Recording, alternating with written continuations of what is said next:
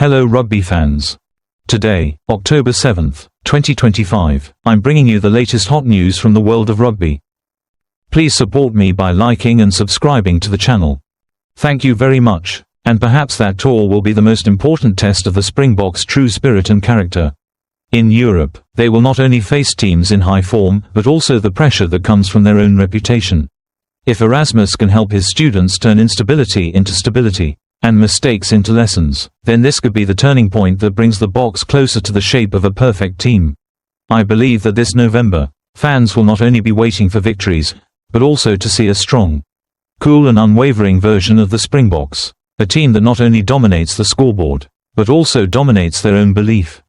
I completely agree with Rassie Erasmus that the Springboks, despite being Southern Hemisphere champions, are not yet perfect. The problem is not the results, but the way they achieve them. There were moments when this South African team showed the strength of a true world champion: discipline, muscle, steely spirit and the ability to turn things around. But there were also moments of carelessness, lack of concentration and even vulnerability that were hard to believe for a team that had won 2 World Cups in less than 8 years. I think Rassie Erasmus, with his sharp strategic mind, understood very well that this year's Rugby Championship title did not mask the problems that existed. It was a lack of consistency, the kind that made the Boks sometimes play as if they were two different teams in the same game.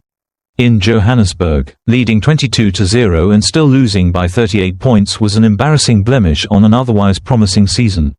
A world champion team should not be allowed to lose control to such an extent. I was particularly concerned by the way they started in Auckland, allowing the All Blacks to score 2 tries in the opening minutes. It was a sign of a lack of focus, something a team aiming for greatness cannot afford to do again. The Springboks tried to fight back, but it wasn't enough. They played on instinct rather than tactical structure, and the Argentina game at Twickenham was simply a warning. If the Boks don't maintain their intensity and discipline, they could be beaten by any European team that comes their way.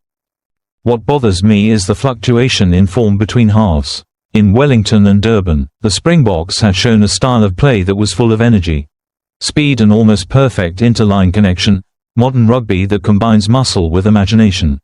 But they couldn't sustain it for too long. 80 minutes was still a test that had not been fully conquered.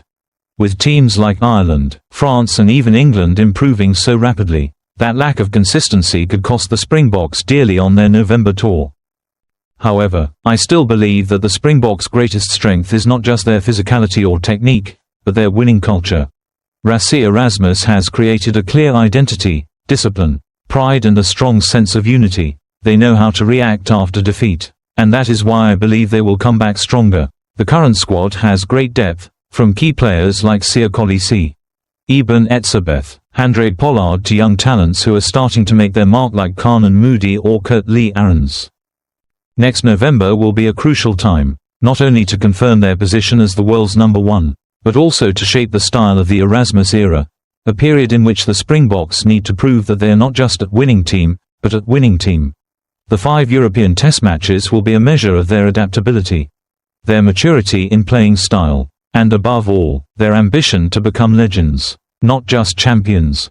I believe that if the Springboks can maintain their focus in every phase of play, not lose their fighting spirit for even a minute, they can absolutely enter the 2027 World Cup with the mindset of an empire, not just a defender of the throne. But that will only happen if they truly listen to the warning of Rassie Erasmus himself: we were good, but not good enough.